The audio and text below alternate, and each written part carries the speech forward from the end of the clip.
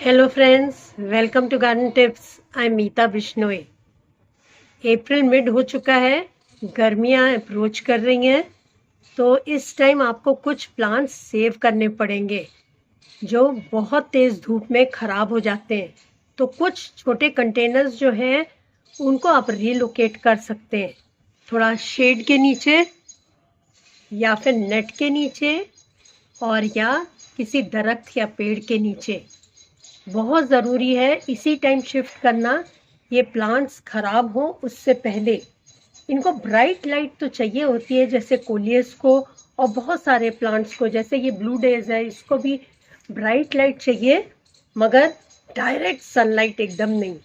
तो अगर आपका वेस्ट फेसिंग घर है, स्पेशली ढलता हुआ सूरज आता है, उसमें तेज़ धूप पड़ती है, तो सेव करना पड़ेगा। अगर ईस्ट फेसिंग है फिर भी 15-20 दिन रुक सकते हैं जब तक मई नहीं आता।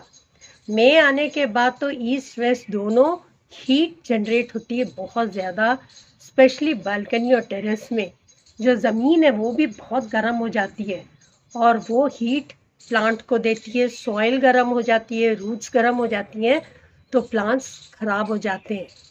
इनफैक्ट आपको स्नेक प्लांट्स को भी कुछ रीलोकेट करना पड़ेगा, क्योंकि स्नेक प्लांट्स भी बहुत तेज़ धूप में थोड़ा स्कॉच कर जाते हैं। बस फ्लावरिंग प्लांट्स भी होंगे और कुछ टफ प्लांट्स होंगे, जैसे ये नारंगी का पेड़ है, नोलिना का पेड़ है, और कुछ समर ग्रोइंग होंगे, स्पेशली फ्लावरिंग प्लांट्स। उनको आप थोड़ा धूप में रख सकते हैं, क्योंकि इनको सन मिलना चाहिए तभी इनमें फ्लावरिंग होगी।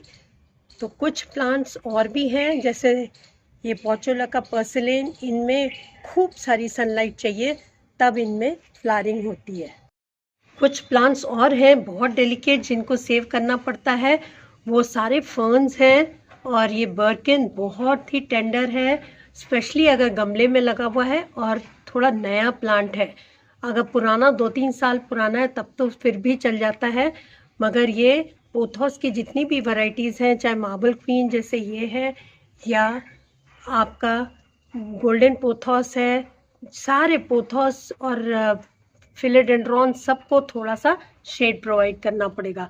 कुछ टफ प्लांट्स होंगे, जैसे जेड है, ये अरेबियन वैक्स प्लांट है, कुछ पर्पल हार्ट, ये सब चल जाते हैं। और स्पाइडर प्लांट भी इनफैक्ट थोड़ा शेड लाइक करता है। बेबी टीयर्स हैं, ये भी थोड़ा शेड लाइक करते हैं। ज़्यादा सन जब बन के पड़ता है, हीट स्पेशली, तब इनकी एजेस एकदम ब्राउन होने लग जाती हैं।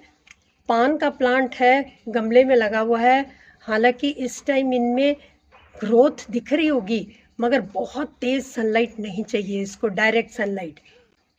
कुछ प्लांट्स जो आपने बचा रखे होंगे, जैसे ये इंग्लिश आइवी है, इसको भी थोड़ा शेड प्रोवाइड करें। एक और फ्लावरिंग प्लांट है जो ब्राइट लाइट लाइक करता है, वो है आपका ये रूसीलिया या फायर क्रैकर प्लांट। आपके जितने भी सिंगोनियम्स हैं इनको भी थोड़ा शेड प्रोवाइड करना पड़ेगा, नहीं तो इनकी भी लीव्स थोड़ी स्कॉच करने लग जाती हैं। जितने भी फर्न्स हैं आप उनको शेड में ज़रूर रखें, मॉइस्चर प्रोवाइड करें। और जितना कोई भी, ये जैसे बॉस्टन फर्न है, ये क्रिसमस फर्न है, सबको शेड चाहिए, पेड़ के नीचे रखें, नहीं तो ये समर्स में ग्रोथ इनकी दिखेगी, मगर अगर डायरेक्ट सनलाइट में रखा तो ये भी ऐसे ही ब्राउन होने लगेंगी इनकी लीव्स। जितने भी क्रोटन्स हैं, चाहे कोई भी वैरायटी ऑफ क्रोटन है, उनको सबको थोड़ा शेड प्रोवाइड करना पड़ेगा, जितने भी क्रोटन्स हैं आपके पास। अगर बड़ा प्लांट है, अगर वेरीगेटेड है, तो ये ज़्यादा डेलिकेट है, और जो ये नॉन वेरीगेटेड वाला होता है, ये थोड़ा टफर प्लांट है। तो ये कुछ प्लांट्स हैं जो आपको शेड में रखने पड़ेंगे, और कुछ आपको थोड़ा ब्राइट लाइट में रख सकते हैं। कुछ फ्लावरिंग प्लांट्स होंगे, उनको आप ज़्यादा सनलाइट प्रोवाइड कर सकते हैं। पीस लिली में भी अभी फ्लावरिंग स्टॉक्स आने लगी हैं, जैसे देखिए ये वाली स्टॉक आ रही है, तो इसको ब्राइट लाइट चाहिए है, मगर डायरेक्ट सनलाइट नहीं, नहीं तो इसकी जितनी भी लीव्स हैं और इसके फ्लावर्स जो अभी खिलने वाले हैं, सारे स्कॉच कर जाएंगे और सारे ब्राउन होने लगेंगी लीव्स चारों तरफ से।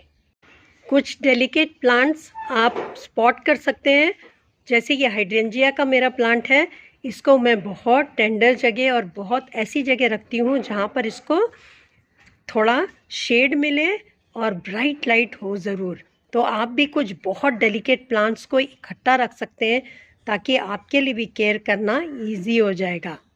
Thanks for watching.